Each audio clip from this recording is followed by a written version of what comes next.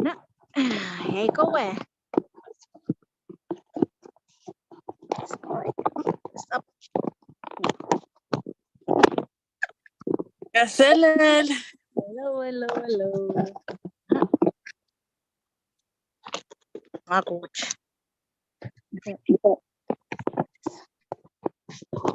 Sa kalaya na namin.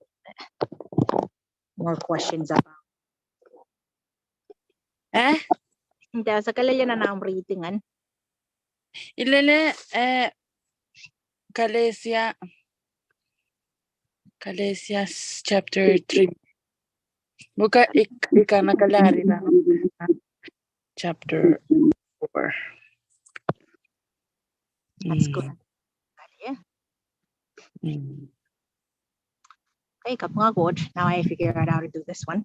I thought it was going to be difficult to do it, but I guess not.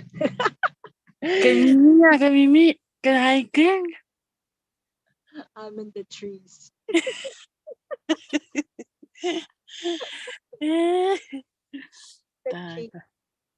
Always surrounded by trees. That's a good place to be. Yes. Yang tuwi. We always surrounded by the trees. Yeah. Pero kailangan ng coach. Kailangan ng coach pa yung check up kiklamba na ng Zoom. At the same time, I think it's going live. I don't know. Yeah, it is. It says live on my corner. Well, kailangan ng coach. Oh, can you share the link to Reno page? Oh, shit, there. I forgot that I didn't do that. Oh, coach, we are fighting a battle of lots of things, But praise God that He is good. Praise God that He is. Praise God that He's always there. Praise God that He's faithful. Yes, always faithful. Yes. Praise God that He is merciful. So God is true. We may be unfaithful, but He's always faithful to us.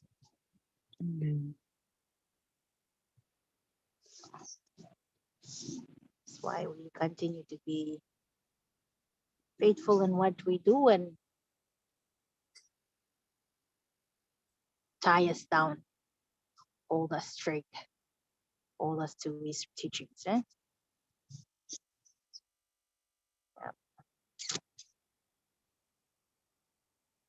But glory to God.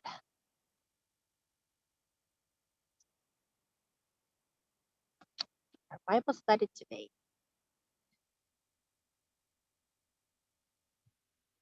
Our Bible study today will be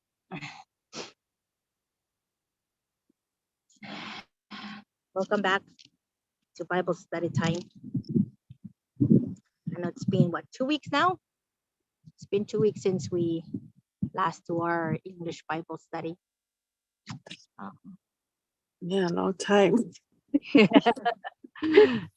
I praise God. No, it's growing. It's time of growth and time of rejuvenation, time of just realigning ourselves back to the true vine. So like what the Bible tells us in John 15 is that we always need to be connected to the vine in order for us to bear fruits. And if we are not connected to the vine, then we are not going to be bearing much fruit. And we won't be able to even show the signs of life. So that's one thing that we have to encourage ourselves every single time that we are kind of away or a little bit further away from the true vine, that we need to realign ourselves and return us back to the true vine. Always bring us back to the truth. Always bring us back to the relationship and to the feet of the cross. and submit ourselves to his will and submit ourselves to his ways, because that's the only way that we can continue to be strong in this world. And so welcome everyone. Welcome those of you just getting on, and welcome those who are going to be watching online. Welcome everyone. Praise the Lord for each one of us. Today is June 1st, new month, and we are once again starting our English and continue our English Bible study, which we do Monday to Thursday at 5 p.m. Washington time, 5 p.m. Pacific time, Pacific Standard Time, and then that will be 4 p.m. No, that's going to be 2 p.m. in Hawaii, and then that will be 6 p.m. Mountain Time, 8 p.m. in Central Time, and then 9 on the East Coast. So glory to God. Praise the Lord for his goodness. Praise the Lord for his love. Praise the Lord that he never leaves us nor forsake us. And praise the Lord that he is faithful to all of us, and he continues to be faithful regardless of our unfaithfulness or decisions of what we decide to do with this life that he has given us. So glory to God. Praise the Lord. God is good. God is faithful. And therefore, we also have to be faithful in this walk. Doesn't matter what happens or what comes our way, but we have to remain faithful because we serve the faithful God. Amen. So praise the God, Lord. Let's just pray before we continue on and to our lesson for today. Welcome those of you just got on. Glory to God. Let's just pray and give God the glory and pray and realign our minds and realign our hearts and realign our attention and focus back to the throne of God. Father, in the name of your Son, Jesus, we thank you, Lord, today. We are so grateful that you never leave us nor forsake us. Thank you that you always lead us in the right way and path of truth. And Lord God, we thank you, Lord God, that you have given us the way, you have given us the truth, you've given us the life, and that is in Jesus Christ. And so we come in the name of Jesus. We thank you, Father God, for your blessings. We thank you for your faithfulness. We thank you that you never leave us nor forsake us. And we thank you, Lord God, that you have set time and a season for everything that is under the heavens. And Lord God, we come to you, Lord God, as children who are hungry and thirsty and wanting to know more of you, more of your ways, more of your knowledge, and more of your goodness and grace. So Father, we want to thank you that you never let go of your love upon us. And Lord, that you continue to bestow the goodness of your heart upon us all, oh Father God. Thank you for all of us here. Bless each one of us, Lord. Continue to fill our hearts with your love, fill our hearts with your grace and mercy, and continue to teach us to be molded and to be melded and to be taught in the right ways to follow you and continue to imitate and continue to be more like you every day. We give you honor and praise in the mighty name of your Son, Jesus, we pray. Amen and amen. Amen. Amen. So praise the Lord. So as I said, this is our English Bible study in which we do every Monday to Thursday at 5 p.m. And so welcome for those of you who just got on and those of you who are new to this Bible study group. This is a Bible study in teaching us, mainly focusing on teaching us as Christians who we need to be, who we should be, and who we are as children of God. Because many times we can receive Jesus in our hearts, but then at the same time, we are not taught what being a kingdom citizen is like. And so we follow what people say and we follow the doctrines of the religious denominations that we already have that are sometimes deviates from the true word of God. So therefore, as children of God, we need to understand that we have an identity, we have a kingdom, we have a king, and we have commandments from our king in which we need to follow, and we have standards of living that we need to live so that we can continue to be a good representative and good ambassadors of our kingdom here on earth and continue to spread the true word and the true life of Christ as we live out each day. Amen. So today's sharing, it's just going to be coming from the book of Mark, chapter 15, and I will touch a little bit on chapter 16. But as we go through the lesson today, one of the things that we need to learn from Jesus today is the way that he responded to accusations and also to envy. You know, those two words, accusations and envy. And one of the things that we never learn in our old life is that when people argue against us and when people go against us or oppose us, what we usually do is we argue back and we hate them back, and then we also say bad things about them. And so one the lesson that we are going to talk about today is from the book of Mark. I know that you can find it also in the book of Matthew. You can find the book of Luke and book of John. But I want to pick up from the story that Mark, in the book of Mark. In chapter 15, it says verse 1, and then I will just read it down to verse 6. 6, and it says, immediately in the morning the chief priests held a consultation with the elders and scribes and the whole council, and they bound Jesus, led him away, and delivered him to Pilate. Then Pilate asked him, are you the king of the Jews? He answered and said to him, it is as you say. Verse 3, and then the chief priest accused him of many things, but he answered nothing. Then Pilate asked him again, saying, do you answer nothing? See how many things that they testify against you. Verse 5, but Jesus still answered nothing, so that Pilate marveled. Okay, so in these 5 verses, we're talking about Jesus' response to how the chief priest and the chief they accused him. They brought accusations against him. They brought words of opposition. They criticized him, and they brought when we're talking about accusations, we're talking about things that they pointed out, that they think or they thought, or their opinions. In their opinions, it's something that is wrong.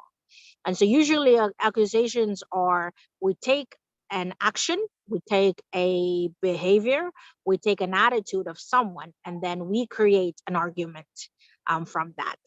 And so what they are accusing Jesus of are multiple things. And so when they brought him to Pilate, Pilate was asking him, are you the king of the Jews? And Jesus said, it is as you said. And then, with the accusations that are coming off of the chief priests and the people of Israel, the Jews and mainly the scribes, the teachers of the law, when they were coming against Jesus with their accusations, Pilate was surprised. It says in verse 5 that he marveled when Jesus did not say anything, or Jesus did not answer anything with what they are accusing him of. And so when they came against him and they're trying to go against it, what he was doing, he was just completely silent. It was completely quiet. And so when Pilate asked him, he said, there's many things that they are accusing you of, but you still answered nothing. It was a question. He still answered nothing, and Jesus still said nothing. And so in Pilate's word, the word of in verse 5, it says that Pilate was marveling. He marveled at how is it possible that he's being accused of a lot of things, and there's a lot of arguments or oppositions coming towards him, and yet he's not saying anything. He did not say anything. He answered nothing. He did not argue back. He did not say bad words about them, or he did not criticize them. He did not bring a curse down on them. He did not oppose them. He did not justify, or did not justify himself, or neither did he verify what they are saying, whether it's true or not. All these accusations, all these words that they are saying to him still did not move Jesus to respond. And so in doing that, after verse 6 says, now at the feast, it was accustomed to releasing one prisoner to them, whomever they requested. And there was one named Barabbas, who was chained with his fellow rebels. They had committed murder in the rebellion. And so, even though they committed murder in the rebellion, if you continue to read chapter 15 of Mark, it says that even though they committed murder, the people still prefer the murder. The people still prefer the murderer and not Jesus. Amen. And so, if we look at it in today's life, I mean, in today's generation, it's like we come and accuse someone of something that they did, something good that they did, something that they did that make a difference or make a change. We accuse that person of that, and yet we choose to believe someone who has committed murder, someone who's committed a lie, someone who's done harm to others, someone who has caused dissension, caused division, caused a heartache, even them, like someone who has done something as terrible as hating the brothers. Because if we go back to Matthew 5 and Matthew 6, it's talking about the attitudes that we should have as Christians, and that would be a different lesson to be taught. But in those scriptures, it's talking about the attitudes that we should have as Christians. And one of the attitudes that we should have is one that depends on God, and one that is gracious, which means that we have a generous heart of giving. And another attitude is forgiveness. One of the attitude of that Jesus was teaching in Matthew 5 and Matthew 6 is forgiveness. Because if we don't forgive our debtors, if we don't forgive the ones that have done wrong to us, we are not representing, or we're not imitating Christ. And so in this scripture in Mark chapter 15, it's talking about Jesus not even responding to the people that were accusing him. And that's a heart of forgiveness. We can see that a heart of forgiveness is one that whether somebody said good things about you or bad things about you, you have a peaceful heart where you don't take offense. You don't take offense. That is the reason why it does not ire you or make you angry to respond. And so Jesus kept silent. And so silence in the face of accusations, I know that that's one of the things that we cannot do. Now we cannot do. We can do, however, it's very difficult for us to do it. When we are kept silent, it just makes us more angry. But to Jesus, he just kept silent. He said nothing. He refuted them none. He did not argue back. He did not correct them. He did not justify himself. He did not even clarify, whether the accusations that they are doing is true or not. And so the lesson that we can learn from Jesus in the scripture is we can learn to be patient. We can learn not to respond back, especially when somebody accuses us. We can learn to have a peaceful heart and keep the peace that is within us. In the storm, yes, we all remember of them, of the disciples when they were going across the lake, and Jesus told them that they should cross the lake. But then in the middle of the lake, there was a storm, and during the storm they all got afraid. They all were fearful, and they even asked Jesus the question. They said, don't you care that we are dying? We are going to die. Sometimes we ask the wrong questions because of the situations that we live, that we are in. We ask the wrong questions, and we ask the questions that derives from our emotions, but not from our faith. And so in the middle of the storm, we should have faith more than we should have fear or emotions. And so emotions always are steered up by the situations that we are facing, but then faith always looks beyond the emotions that we have. In 2 Corinthians 5:7, it says that not by we live by faith, not by sight. We live by faith, not by sight. And therefore, whenever we are in the middle of accusation, or somebody's accusing us or talking about us or saying things about us, we can learn from Jesus in the way that he responded. He said he did not respond with any kind of derogatory words, or he did not respond with any kind of anger, or he did not respond with any kind of emotional outburst. But what he did was he kept silent. Right? He kept silent. And he kept silent. When he was keeping silent, he was keeping silent. However, his peace did not depart from him. Because whenever the peace departs from us, or whenever our hearts are moved, or we are up and in arms and wanting to fight, we don't have peace anymore. And therefore, our words comes out in anger. Our words comes out it comes out strong, and then our words comes out even different than what we normally speak. One of the one of the things that I always ask myself, why is it that when you are like, especially when people are just dating and they're getting married, and so when they're talking to other people, their voices are different, but when they're talking to their loved one, the ones that they are admiring, or the one that they're dating, or the one that they're married to, their voices change. I don't know if it remains changed whenever they got married, but before they got married, their voices always change whenever they talk to them. It either got so soft, or so peaceful, and and so this is one thing that we can learn, that when your heart is at peace and when your heart is in love, we'll call it in love, when your heart is in love, it does not say things that are painful, things that are pokey, like things that are derogatory, things that are hurtful. When your heart is in love and it has peace, you say things that are soothing. You say things, even your voice is soothing. When people hear it, it's soothing. And so one thing that we need to learn from Jesus in this is that because of his heart is full of love, and he knows that he's going to face much greater problems or much greater persecution. His peace would remain. His peace remained. He did not change. And so as I'm reading this, and then I'm studying the book of Mark, it jumped out at me because it said he answered nothing. He answered nothing. And then the reason why the scribes, or the chief priests, or the teachers of the law, they brought him to judgment, is because they were envious. They were envious. And that word envious. Envious, if we go back to the 1 Corinthians chapter 13, 4-8, talking about what love is, it says, love does not envy. Okay? Say, love does not envy, which means that when our hearts are full of love, we are not envious, but we are grateful. We are grateful, and we are thankful, and we are appreciative of what is going on in other people's lives. But when we are envious, which means that we are jealous and we are angry, jealous and angry. Yes, I think those are the two words. When we are jealous and we are angry, it means that we want to take what they have, take the what they have, and turn it into something that belongs to us when it does not belong to us at the same time.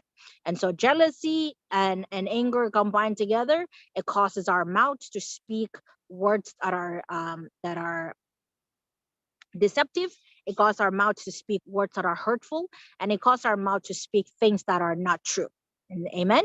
And so when Jesus was silent, and the way that Pilate responded to that, it says that Pilate marveled at how he was able to remain quiet, how he was able to remain silent, even knowing that people were accusing him and people were bringing accusations against him, but he was silent.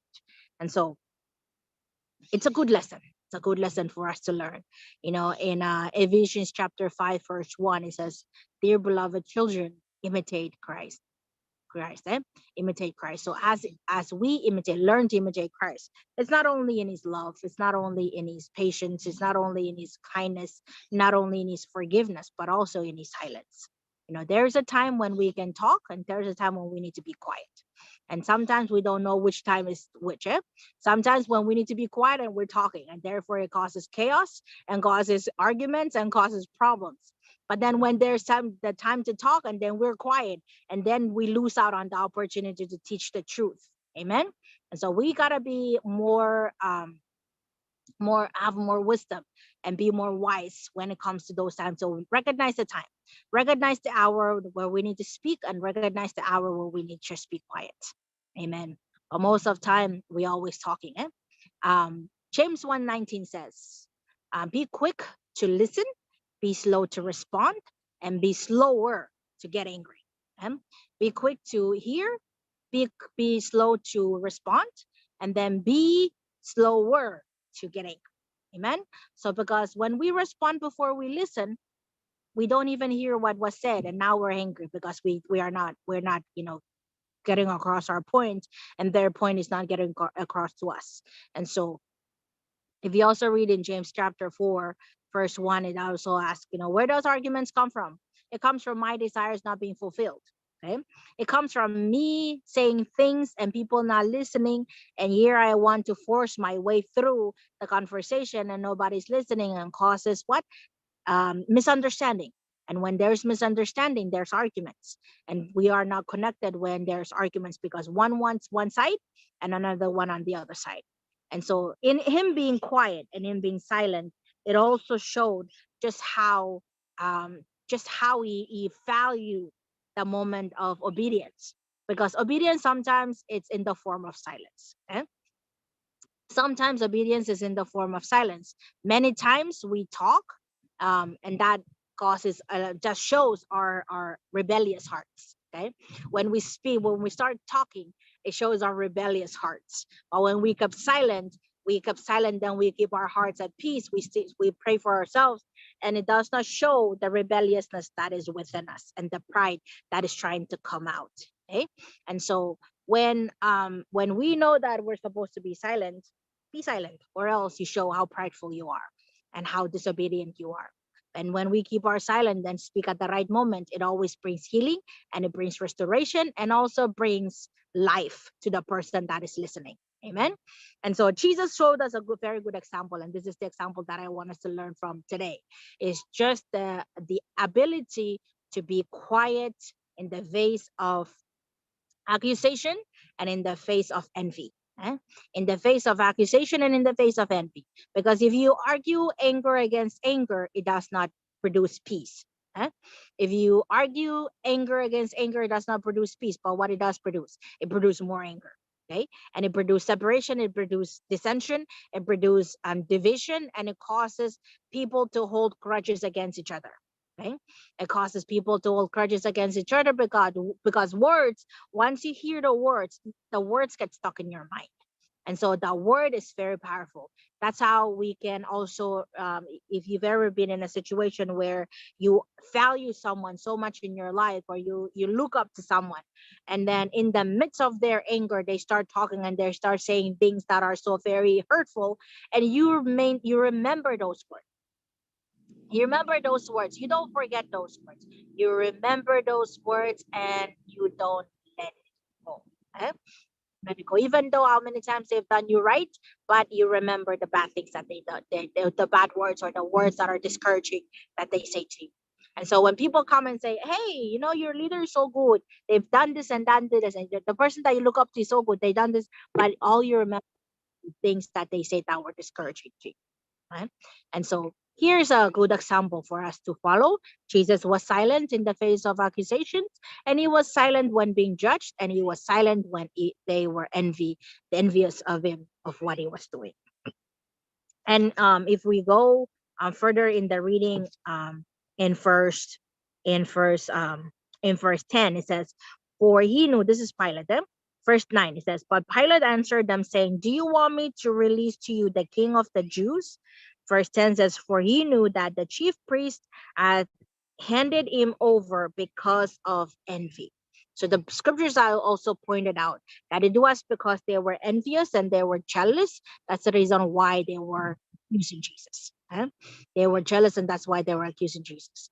And so another thought, or another highlight that we can pick up from this scripture is that, remember that when you are envious and when you are jealous of someone, what kind of words do you use? What kind of words do you use against them? Do you identify their good sides, their strengths? Do you identify their good qualities? But no, we don't. Because when we are envious of someone, we look for the wrong things that they do, all the mistakes, all of the bad things, all of the things that they've ever, any kind of like little spot in their record, that's where we highlight. And so envious heart always looks for the negative things, but love always looks for the good things. Okay, and so if we are envious, if you and I today we have an envious heart, amen. If we have envious hearts, then we need to what? We need to repent. We need to forgive, and we need to allow Christ to take over that area as well. Because if we don't allow Christ to take over that area as well, you know what's going to happen? It's going to continue to become bitterness.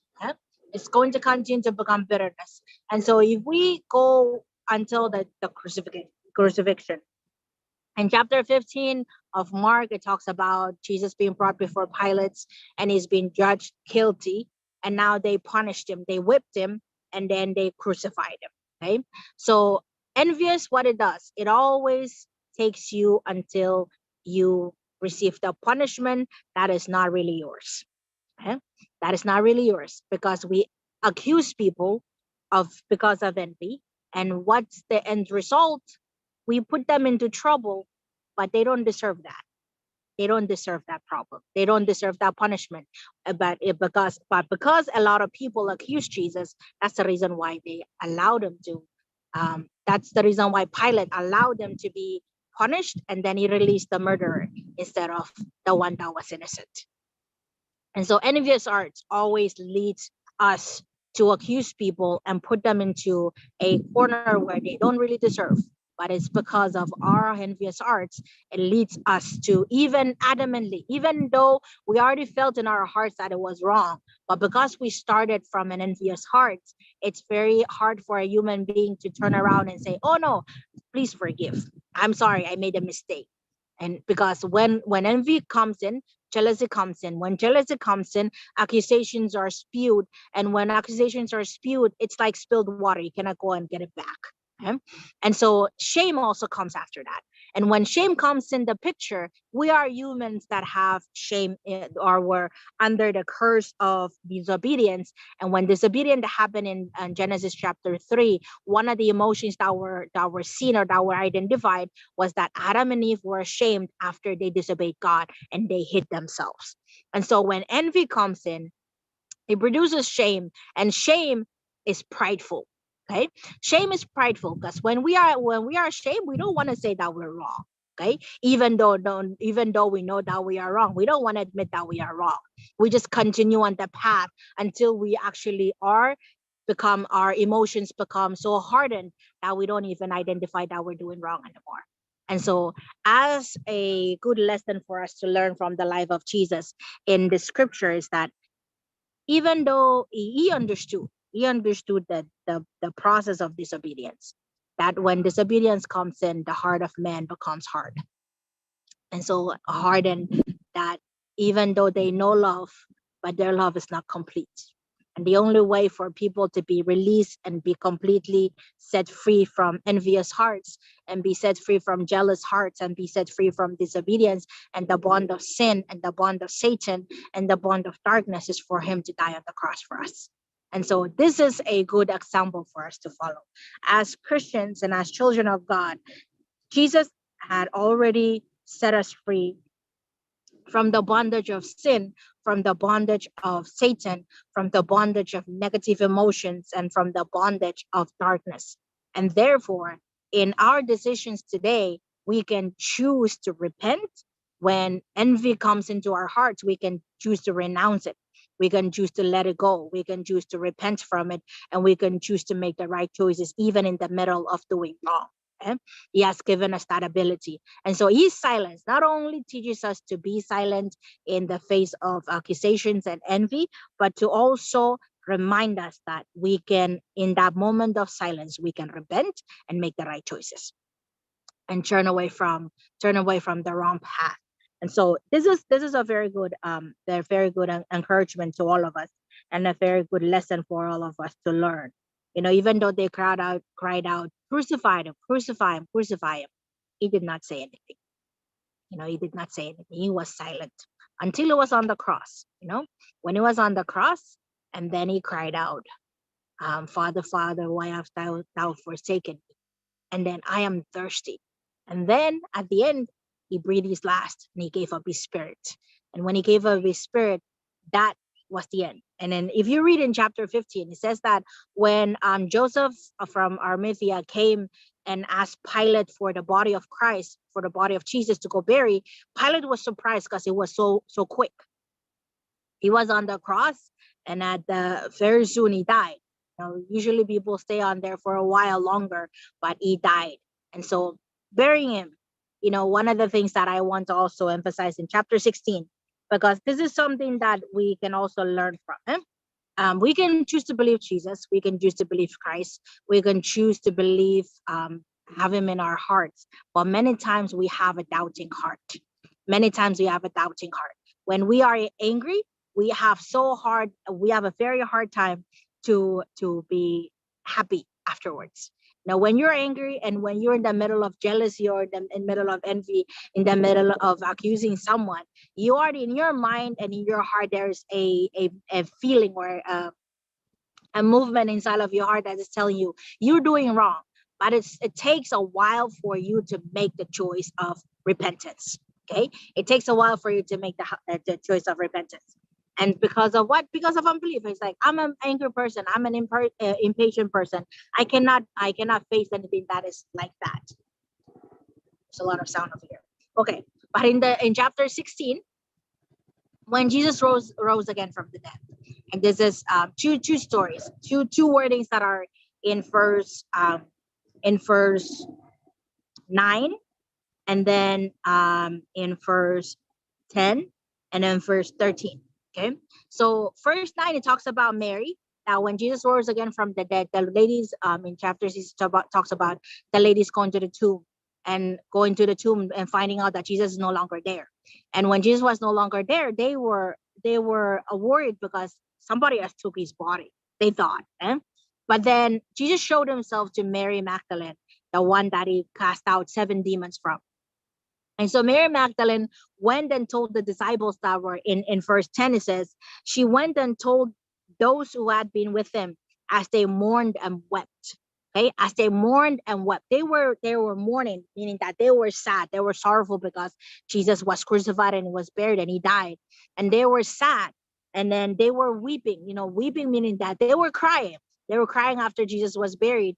But when Mary came and told them that Jesus is no longer in the grave and he rose again, it says that they did not believe her.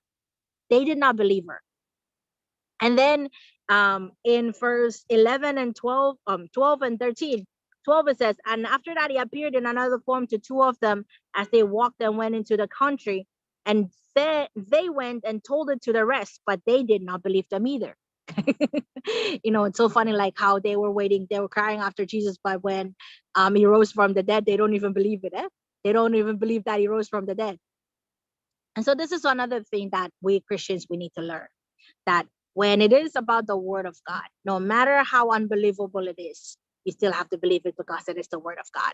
Okay, no matter how unseemly it is, or no matter in our natural minds that we cannot comprehend it, we cannot understand it, or it doesn't match up to what we believe or what we understand or what we've learned or the knowledge base that we have, it does not matter. However, it's said in the Bible, even if our minds don't comprehend it, allow your heart to believe. Okay, allow your heart to believe, because when you believe with that kind of faith, it says it is with your heart in Romans chapter 10. It is with your heart that you believe, and it is with your mouth that you confess your beliefs. It's not by the mind, it's by the heart.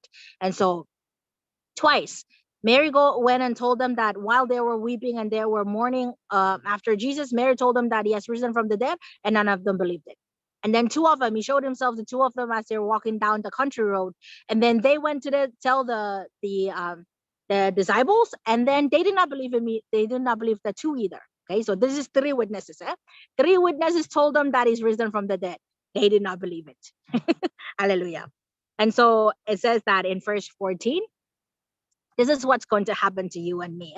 And so I like it that Jesus is very direct, because he is founded on the truth, and because he is the truth, he does not joke around and he does not say things that are untrue.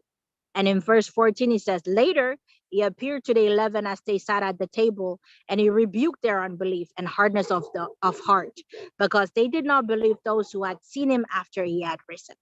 Okay? Verse 14 says, and later he appeared to the 11 as they sat at a table, and he rebuked their unbelief and hardness of heart, because they did not believe those who had seen him after he had risen. Sometimes, starting from chapter 15, verse 9 and verse 3 down, it's talking about Jesus being silent.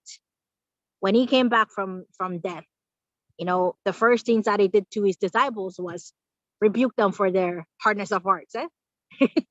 He rebuked them for their unbelieving hearts, and he rebuked them for not believing what he's already told them many times beforehand. Because he already told his disciples, the Son of Man will be betrayed, and we put in the hands of men. He will be crucified, and on the third day, he will rise again. And so they were already told. It's not that they've never been told before. They've already been told.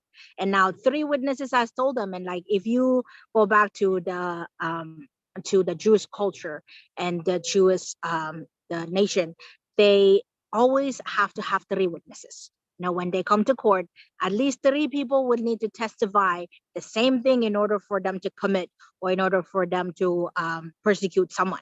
And so they already have 3 witnesses, and yet they did not believe it. Okay.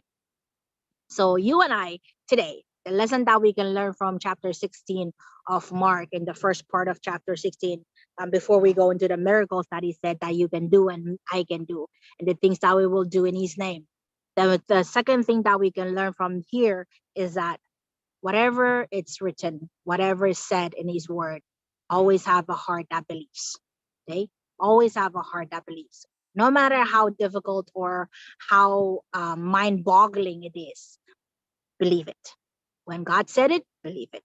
When it is written in the word of God, believe it. No matter what your heart tells you or what your mind tells you, what other people tells you, but if it's written in the word of God, believe it. If God spoke it, believe it. Don't have a hardened heart. And see, one of the things that envy causes. Envy causes hardened hearts. And sorrow causes hardened hearts. When we are sorrowful, we don't want to believe anything. We don't want to have any hope.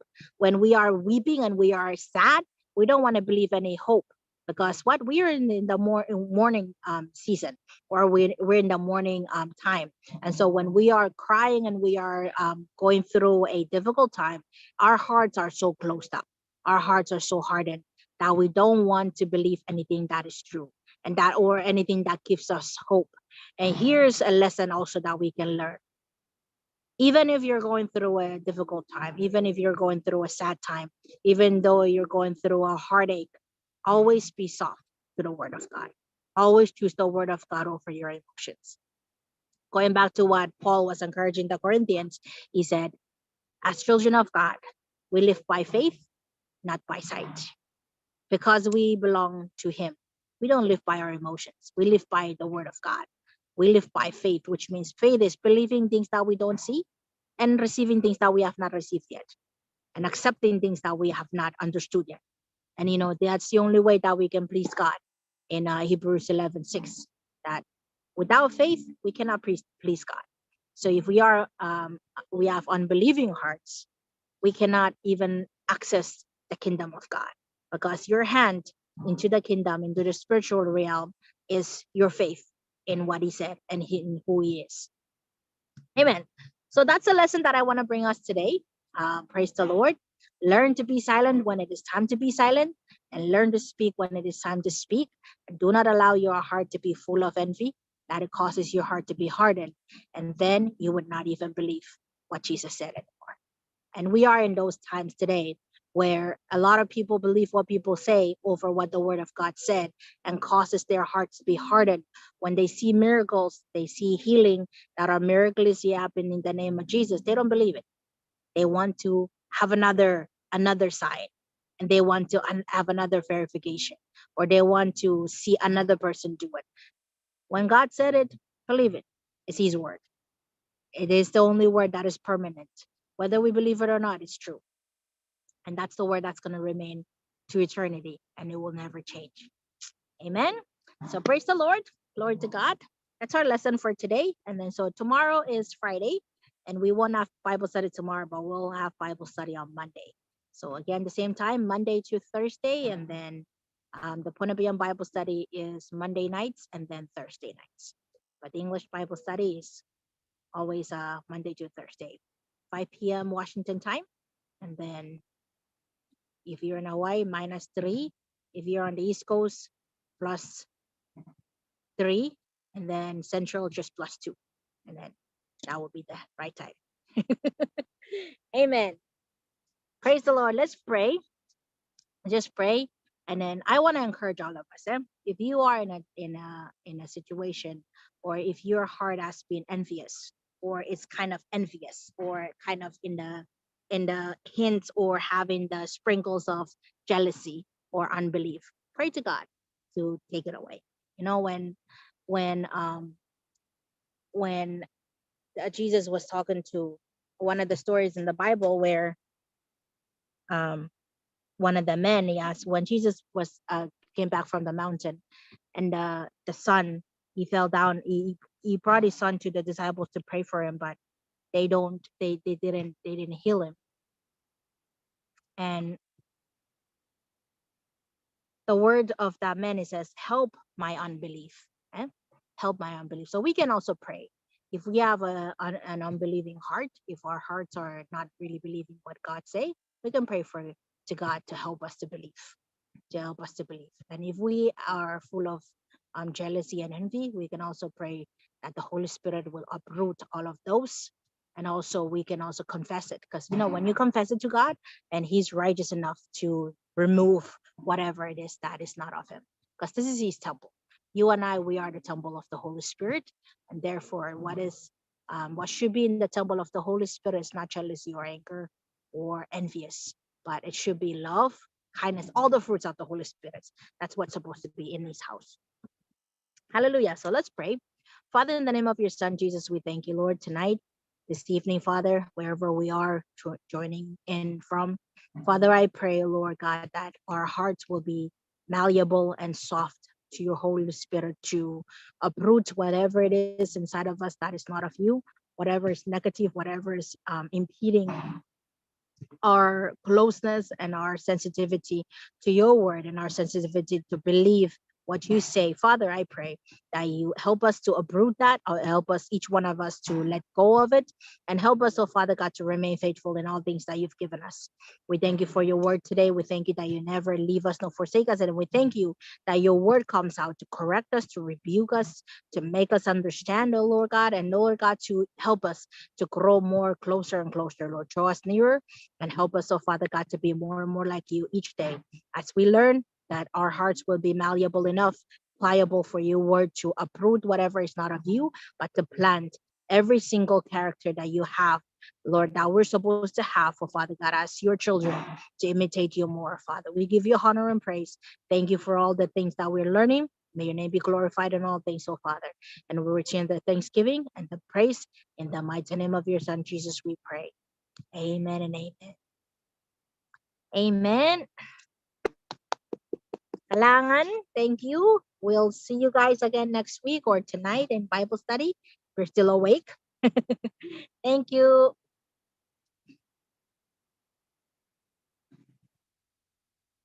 Ay ko dok chay ko may nan chu kaya ka. Terminan chuko. Ni mo yala sel yo chay kalak loko ko rangal loko Bible study. Okay na. Mondian sa Bible study. Kailangan ng kuma. Chay na chipa na week. Okay. Love.